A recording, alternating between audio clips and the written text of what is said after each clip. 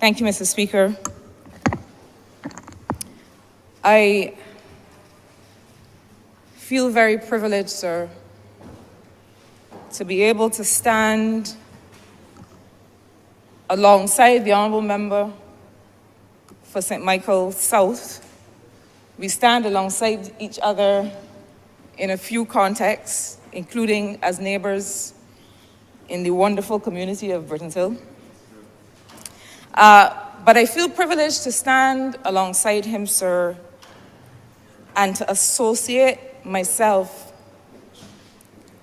with this groundbreaking transformation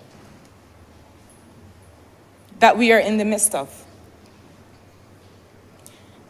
I also want to associate myself, sir, with those who have spoken before me, who largely have been able to demonstrate in their various experiences, in their various areas of work, from the perspectives from which they come, why legislation such as this, in circumstances where some of the relevant pieces of legislation take us back to 1918, the year of the Young Persons Protection Act, and take us back even further than that, to 1904, the Prevention of Cruelty to Children Act, which, sir, even in its nomenclature, suggests that you're only trying to stop something really bad from happening, but you're not really trying to embrace the fullness of who a child is. You are trying to prevent the absolute worst thing, cruelty.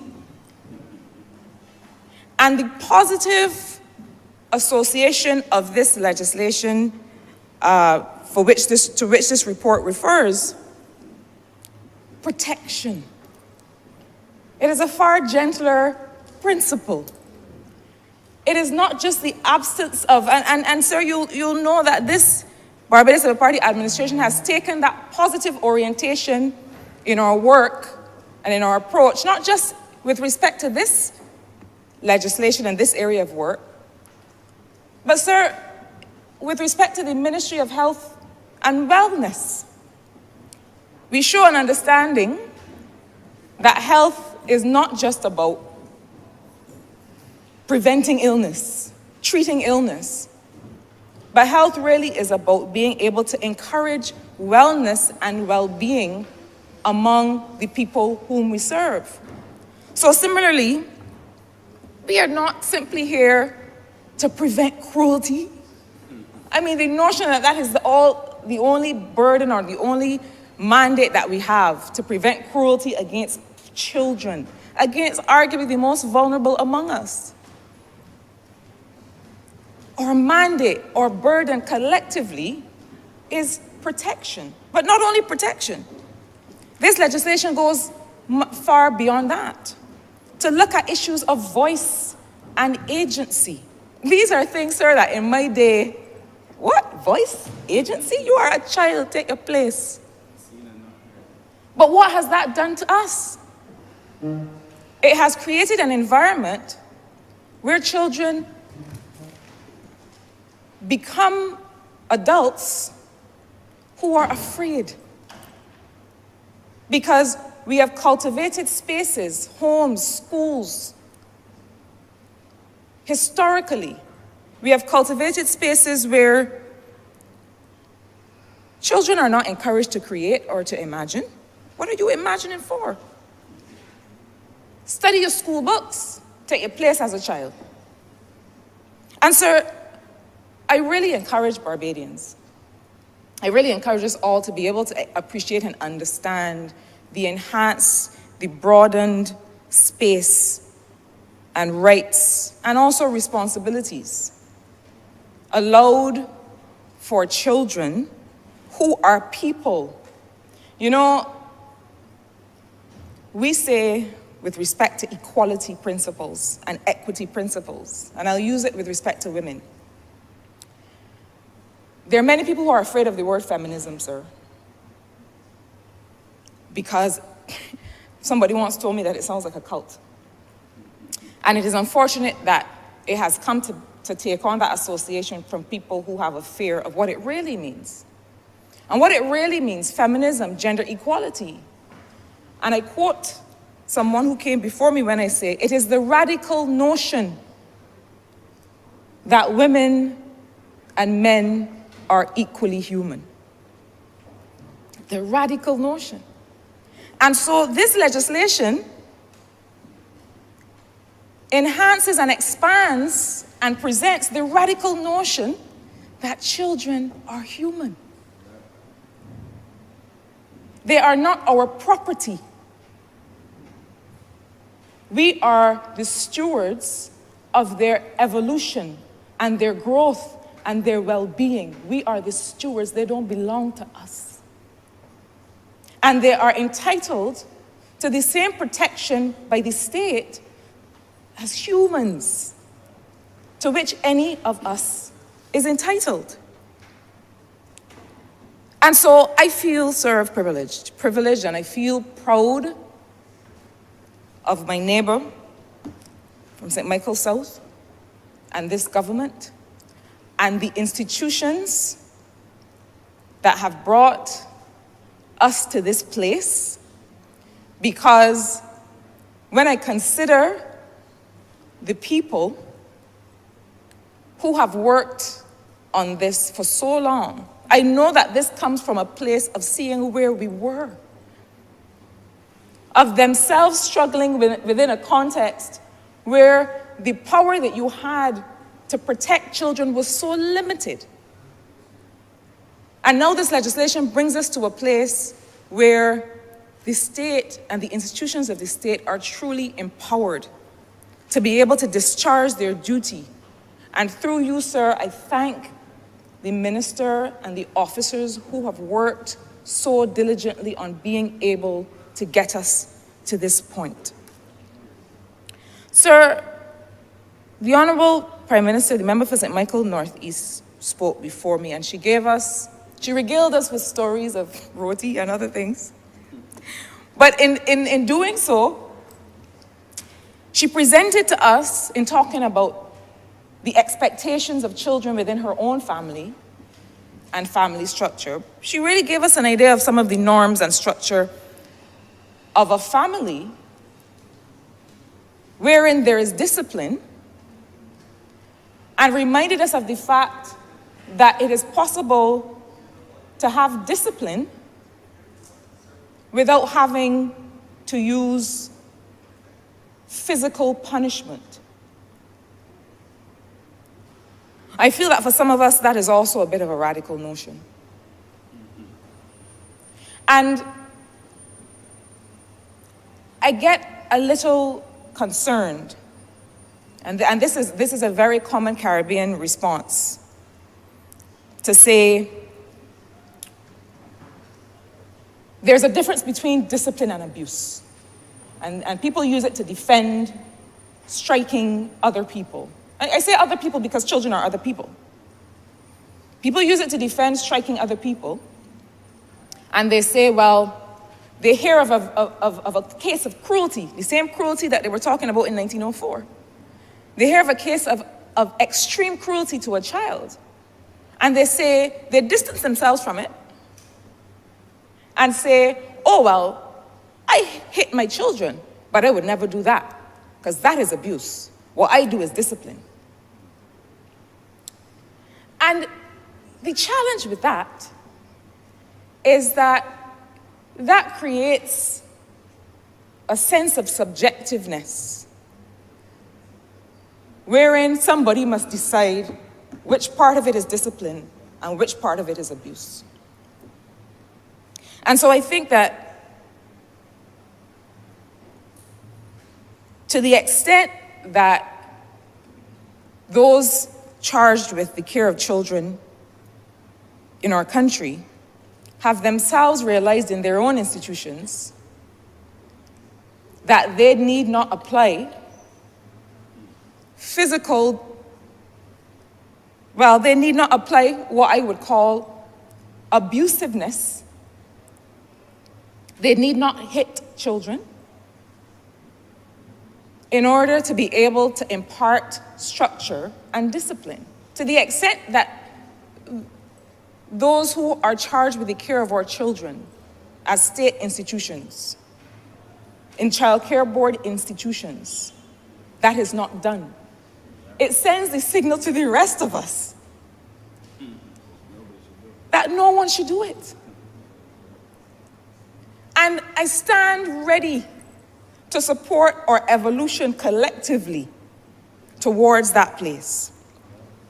Because unless we are able to have that common conversation, we are always going to be challenged with this struggle of determining when is the right time and when is the right place. Luckily, this legislation helps us determine that far more clearly. When is the time to intervene? This legislation sets out with clarity at Section 5. What are these circumstances? And it's not just to be able to say to the child care board or child care institutions of the state for them to know, but it's also for us to know. I want us to understand the extent to which legislation in a society signals what is the expectation of our own behavior. And I say that to say, don't wait to be prosecuted.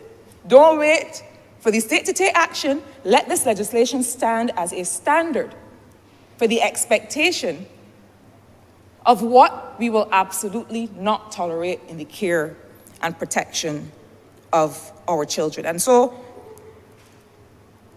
clauses 32 to 50, sir, as the honourable member who's leading this bill has pointed out to us, presents us with a far wider range of tools than we previously had for the state to be able to intervene. And I say a wider range of tools because it does not mean that a particular action that threatens a child will immediately lead to the most extreme of interventions. It is clear to me from this legislation that the institutions for childcare in this country want to maintain the structure of the family. Ultimately, that is what this is meant to do. It is meant to be able to hold the hands of parents and caregivers to say, look, you are going in a direction that is harming this child. Allow us to help you change direction in the interest of the child. That is what this legislation does, and that is what all the tools that are available across the systems of government allow us to do. And so it is mostly built around working with parents. And it also sets out for us clearly the various orders of the court that are needed or that would be sought in cases, extreme cases where removal of a child is needed. Sir, some years ago, before I came to political service, I regrettably observed some behavior that caused me to reach out to one of our institutions responsible for protection of children. And at that time, many years ago, their hands were tied, quite frankly, because the cases for intervention were then so narrow that as I sat there looking through the window at this thing that was happening, it had happened yesterday and the day before and the day before that, I was powerless, as were they, to be able to do anything about it.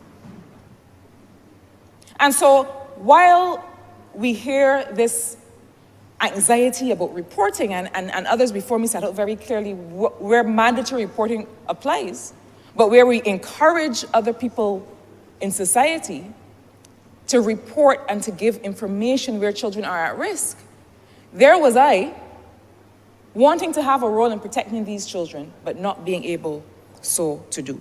But sir, I want to say that, these reforms here are of necessity part of a broader set of reforms that confront us as a government today. The honourable member for St. Michael South and I and some others were meeting with the Inter-American Development Bank recently to consider the areas of work in which they support us. And the IDB said to us, well, we have 17 reforms that we are undertaking. And we said to them, well, congratulations, because we probably have 700. We are called on to reverse and overturn and modernize post-colonial and in some cases even colonial standards for how we live our lives in 2024. And we are doing it all at once. But I say that to say that this reform that is before us, this transformation, historical transformation that is before us, of necessity coexists and must coexist with the overall family law reform. It must. Because we are still grappling, and I know the Office of the Attorney General and colleagues have this front of mind even as they execute other reforms. But we still have a system wherein decisions that relate to family matters, divorce and custody of children and access to children, are still too long in coming. I know, sir, intimately so, of a case of a child whose father has not been able to have access to her in almost 10 years. To the extent that that 10 years spanned from the ages of 8 to 18, well then, that's a wrap. Any father-daughter relationship that may have been contemplated, the window has closed for that. And so in our conceptualization of child protection, we also have to balance protection of children from physical harm with being able to enable an environment in which children can live their best lives with access to the people who love them and care for them. And so I know that another part of this reform that does not fall to the honorable member who's leading this debate, but falls to us, must be to look at the extent to which the judicial system allows children fair experience of family life. Because while for us as adults, 10 years may not seem like a long time, a child who is 8 and in circumstances of no abuse, no criminal action, nothing that has caused him to be denied access, simply a delay in a decision from a court, she will never know what it is to be raised by her father.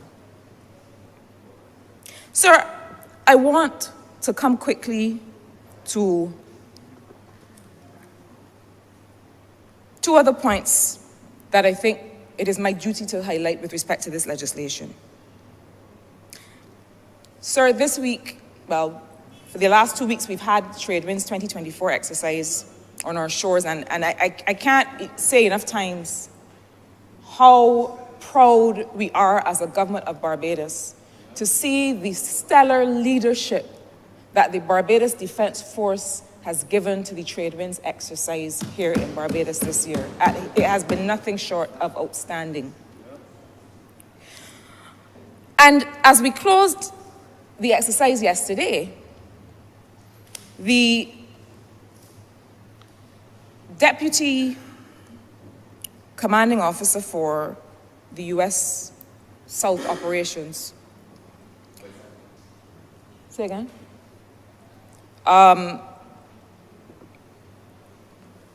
Shared with us some remarks. And in his framing, he said it casually because clearly this is the language that they use all the time and the language that the military uses all the time. But he said that the work that they do relates to protection in air, land, cyber, and sea. Rolled off his tongue. Air, land, cyber, and sea. Those are the domains in which we have to protect people. He didn't have to come and make an argument that cyber is relevant. He did not have to come and make an argument that cyber protection, the domain of cyberspace, is relevant. It is taken for granted. And so similarly, this legislation aligns with the cybercrime bill to the extent that it realizes that children must also be protected in an online environment. It is why clauses 16 to 18 of the cybercrime bill go very much into these ideas and making sure that children are protected in this environment by looking at how we protect children from, how we protect us all from child pornography, child grooming, and online child sexual abuse.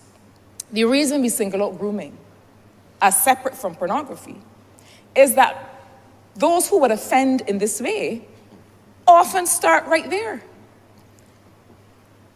A child wanders into an online environment, gaming, for example. I have a godson who is a gamer extraordinaire, has won all kinds of awards and big cash prizes and things, more money than me. Gaming. And in those spaces, you often find lurking adults who have no interest. They don't know what's Halo from, what's Fortnite from, what's any of the other games. They have no interest. They are looking for children of whom they can take advantage sexually and abuse in the worst way. And it often starts there. Because guess what? You can whisper to someone in an online environment and no one will see. When we were growing up, the whispering often took place behind an ackee tree or even in the same home or next door. But you can whisper to a minor online and nobody will ever know the difference. And furthermore, you just behind a handle and nobody knows who you are. I had occasion on Monday, sir, of this week to explain painstakingly, I took my time, to the honorable member for Christchurch South, who seemed a bit confused, that the culture of bullying, the culture of abuse that exists online is a singular culture. What do I mean by that? It doesn't matter if you're sitting in Guyana, if you're sitting in Jamaica, if you're sitting in Barbados, in Serbia, in Bulgaria. Those young people who are in that internet chat or on Twitter or in a gaming room, they're all in the same place. They are all in the same place. So legislation that makes reference to Broad Street or Georgetown or Kingstown, it doesn't make sense for us where we are today. Air, land, cyber, and sea. Those are our domains of concern. And to the extent that if I walked into your house and picked up your child and carried out offensive acts against your child, you would want to be protected. If I enter your home via a device, if I enter your child's consciousness via a device, it is perhaps more pernicious because nobody can see when I enter. And so the cybercrime legislation, alongside this legislation, is framed specifically to be able to protect children in this environment. Beyond that, and beyond the mandatory reporting that is reflected here, that also includes internet service providers and telecoms and others who will control this kind of information that from time to time the state will need to have access to. I also have to support the minister, the member for St. Michael South, in his work to be able to build out reporting systems across service providers, across care providers, across the police service, the hospital, the schools. And when I say systems, I mean technology. I mean making sure that we can, in a private and protected way, be able to transmit data across jurisdictions of the state that mean that we can more quickly have information on some of the threats that are facing children. Because if we stay in an analog environment to do it, filling out a form, putting it in an envelope, taking it, getting on a bus, carrying it across the road, or even if we are just sending it via email, the truth is that we need to have more integrated systems. This also relates to gender-based and intimate partner violence. We need more integrated systems to be able to protect people. Sir, finally, what I will say in this regard is that the Honourable Member for St. Michael North East, the Honourable Prime Minister who spoke before me, reinforced the point that what we are trying to do here in this legislation concerns us all. There is a problem with how we frame assault in our conversations. I see often in the media reference to a grown person having sex with a child. Having sex requires consent. A minor child cannot consent. If a person of majority engages in a sexual act with a minor child, that is rape. And I know that I will hear the lawyers try and put fine points on what law exists. I am not asking you, I am telling you. So your law might have to align with that. But the way that we frame sexual acts perpetrated against minor children has to change. It is not having sex with. And the little snickering that we do about minor boys who are initiated into sexual activity with grown women also has to be set aside. It is not a joke. It is not something to whisper about. It is not something to knock your buddy about and say, yeah, boy, he was 11 and he was 12 and he did doing big man things. He was a child.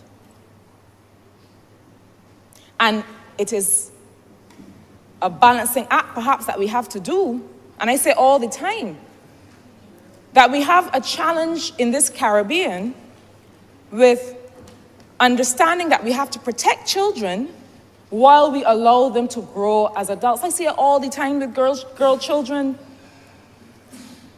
And as soon as a girl starts to grow up in her own house, she didn't put herself there. She is in her own house, committing the offense of starting to grow up into a woman. And suddenly, adult women in her life, be it her mother or aunts or somebody, start to take offense at the very fact that she's just starting to grow up. She forced rape, she becoming a woman.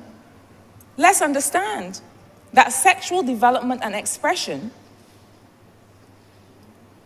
once we are able to give advice and guidance, is a natural part of development.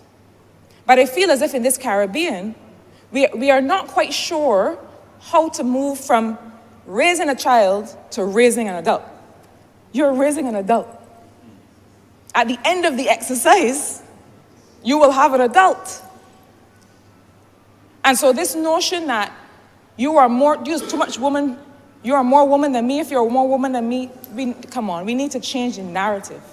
We need to change the narrative in our homes, in our families, in our schools, in the media, in our judicial systems, to be able to understand what it looked like, what it means to protect children. Sir, I feel very optimistic about where this legislation takes us. And further to that, I also feel optimistic and heartened by the participation of the public in giving voice to not just their concerns, and I think that is an over-vocal, super-vocal minority, but I have had far more feedback from people who feel relieved that finally the state has what it needs to protect our young people. This notion that if something is sent to committee, it means that government ain't sure. But since when broadening democracy is a problem? I thought that this is what we wanted. The most consultative government I have ever seen in my life in the Western Hemisphere. And still we suggest that to be able to send legislation to committee means that we are second-guessing ourselves and we're not sure. No, this is what democracy looks like. And so, sir, I congratulate, and I don't often do that in this place, because I feel that we're not in the business of patting ourselves on the back, we're in the business of saying, quite frankly, what we're doing and what support we need from the country to do it. But I do take this opportunity on this occasion to congratulate the minister, who I know is at the same time transforming every area of social support within this ministry. And he's doing it with the help and the partnership of all of the leaders of these institutions, all of the staff of these institutions. And I think that in itself is a transformative place for this country to reach, where we are all participating in the transformation of our country away from a colonial understanding of freedom to a current and lived understanding of freedom. And with those words, sir, I'm obliged to you.